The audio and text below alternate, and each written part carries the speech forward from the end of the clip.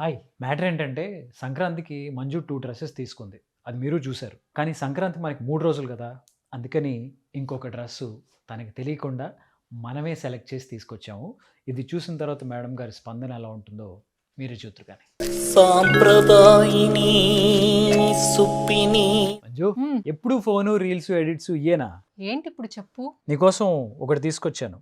ఒక సర్ప్రైజ్, ఒక gift. Surprise, అది కూడా నువ్వు. మాకు నమ్మకం లేదు దొరా. ఎప్పుడు నాకు గిఫ్ట్ లేవు, సర్ప్రైజులు లేవని ఒకటే కంప్లైంట్లు కదా. కంప్లైంట్ కాదు, అది నిజం. చెప్పు. సరేలే, కంప్లైంట్ లేనిది ఏ భార్య కానీ. సరే, మనకి సంక్రాంతికి 3 రోజులు, అవును కానీ నువ్వు 2 డ్రెస్సులే తీసుకున్నావు. అవును. అది కూడా నన్ను సెలెక్ట్ చేయమని చెప్పి కాకుండా నువ్వు తీసుకున్నావు కదా. అయితే ఏంటి?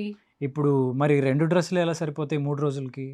అందుకని ఇంకొక డ్రెస్సు నేనే సెలెక్ట్ చేసి నీ కోసం తీసుకొచ్చాను. అబ్బా సాయిరామ్. మా ఆయనకి ఎంత మంచి బుద్ధి వచ్చేసిందో. సరే, నా సన్మాన సభ తర్వాత పెట్టొచ్చు. ఎలా ఉంది చూడు. వావ్, బాగుంది. ఆబ్వియస్గా బాగుంటుంది మన సెలెక్షన్, తెలుసు కదా. అంతే కదా, ప్రత్యక్ష సాక్షి ఇక్కడే ఉన్నాను.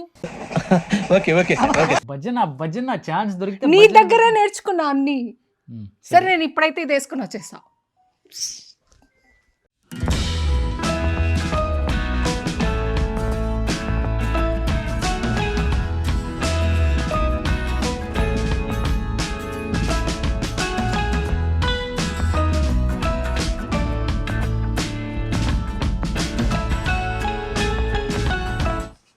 ఇక్కడ ఉన్నావా?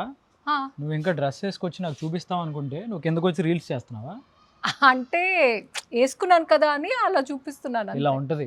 కొత్త బట్టలు వచ్చినా, కొత్త జ్యువెలరీ వచ్చినా కొనిచ్చినోడు కూడా గుర్తురాడు.